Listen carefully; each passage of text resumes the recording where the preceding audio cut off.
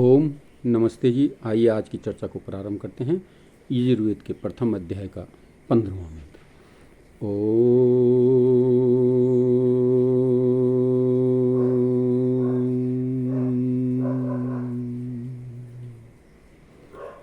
अग्निस्तनूरसी वाचो विसर्जनम देववीतये त्वा गृह्णामि बृहद्ग्रावसी वानस्पत्यः स इदं देवेभ्यो हवि समीश्व सुसमीश्व हविष्कृदेहि हविष्कृदेहि। इस मंत्र में चर्चा आई है कि सर्वशक्तिमान परमपिता परमात्मा ने यह भौतिक अग्नि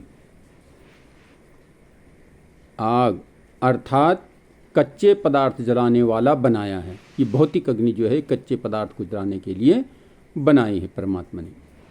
इस कारण भस्म स्वरूप पदार्थों के जलाने को समर्थ नहीं है, और जो भस्म स्वरूप हो जाते हैं उनको जलाने में फिर ये अग्नि समर्थ नहीं है, जिससे कि मनुष्य कच्चे कच्चे पदार्थों को पकाकर खाते हैं।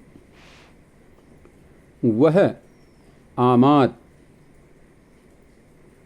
तथा जिस करके सब प्राणियों का खाया हुआ अन्न आदि द्रव्य पकता है, वह जाठर अग्नि, जठराग्नि जिसको कहते हैं हम पेट के अंदर, जिससे मनुष्य मरे हुए शरीर को जलाते हैं, वह कव्यात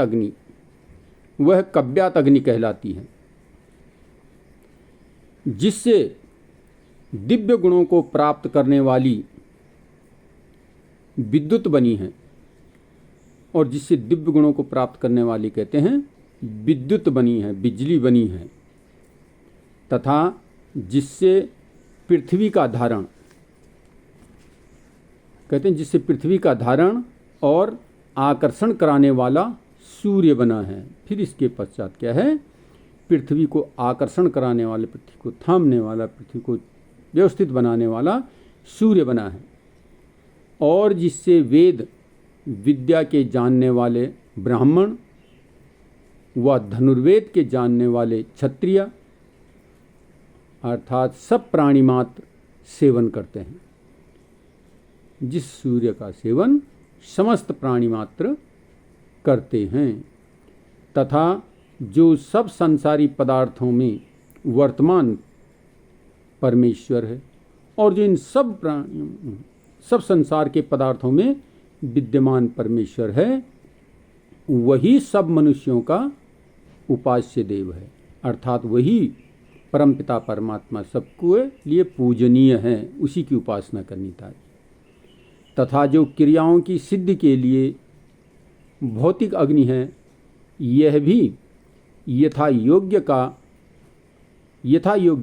कार्य द्वारा सेवन करने के योग्य है। और जो भौतिक अग्नि है, ये भी कहते हैं इसका ठीक ठीक उपयोग करने से जिस प्रकार के लिए जिस काम के लिए जो अग्नि चाहिए उसका ठीक ठीक सदुपयोग करते हुए ये भी हमारे जीवन में बहुत